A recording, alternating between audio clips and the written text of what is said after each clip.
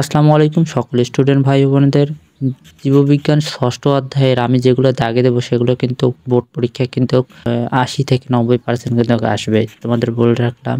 আর 2 নম্বর হচ্ছে, তোমরা কে কোথা থেকে ভিডিওটা দেখতেছো অবশ্যই একটা লাইক দিয়ে চ্যানেলটিকে সাবস্ক্রাইব করে বেল আইকনটি প্রেস করে রাখিও, কেননা দিনাজপুর বোর্ডের সকল ধরনের আপডেট নোটিশ তথ্য এই চ্যানেলে সবার আগে পেয়ে যাবে।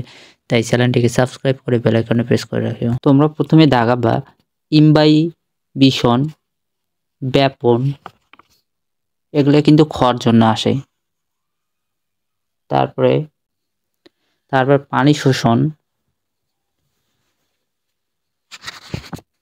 পানি শোষণটা একটু ভি দিয়ে রাখছি এখানে, তোমরা ভিআই দেখতে পাচ্ছ, এটা ভেরি ভেরি ইম্পর্টেন্ট কিন্তু।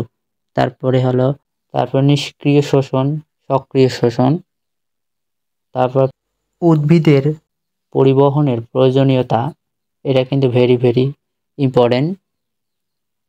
তারপরে এদিকে পানি ও খনিজ লবণ পদার্থ পরিবহন, প্রশোধনের যতগুলো পয়েন্ট আছে সবগুলো কিন্তু পড়তে হবে।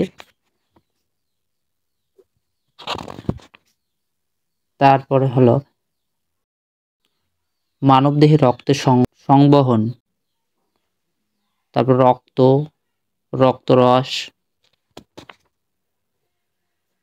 রক্তকণিকা ও লোহিত রক্তকণিকা, তারপরে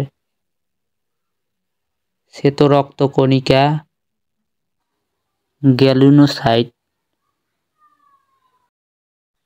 অনুচক্রিকা, তারপরে হচ্ছে প্রশোধন, তারপরে হচ্ছে রক্তের যে কাজগুলো দেখতেছো এখানে কিন্তু তোমরা পড়বা। এটা কিন্তু কেন পড়বা, যাতে করে পরীক্ষায় যাতে করে তোমাদের সহজভাবে লিখতে পারো, এই জন্য তোমরা এখানে অনুচক্রে রক্তের কাজগুলো একটু ভালো করে দেখবা। হৃৎপিণ্ডের গঠন ও কাজ, এটা কিন্তু যত হৃৎপিণ্ডের এখানে আছে, হৃৎপিণ্ডের যত বিষয়গুলো আছে সবগুলো পড়তে হবে। হৃৎপিণ্ডের মধ্যে রক্ত সঞ্চালয় পদ্ধতি, এটা কিন্তু ভেরি ভেরি ইম্পর্টেন্ট, এটা পড়তেই হবে। ধরনী, রক্তবাহিক ধরনী, শিরা, তারপর রক্তচাপ, আদর্শ রক্তচাপ, উঁচু রক্তচাপ, তারপর হচ্ছে উঁচু রক্তচাপের ঝুঁকি কারণ,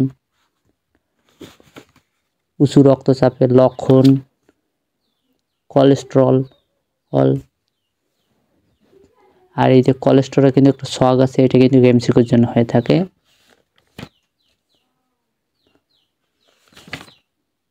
তারপরে হলো হৃৎপিণ্ড সুস্থ রাখার উপায়, হৃৎপিণ্ডকে সুস্থ রাখার উপায়, হার্ট স্ট্রোকের লক্ষণ এবং প্রতিকার। ভিডিওটা যদি কোনো দেখে উপকার হয়ে থাকে তাহলে চ্যানেলটিকে সাবস্ক্রাইব করে বেল আইকনে প্রেস করে রাখো।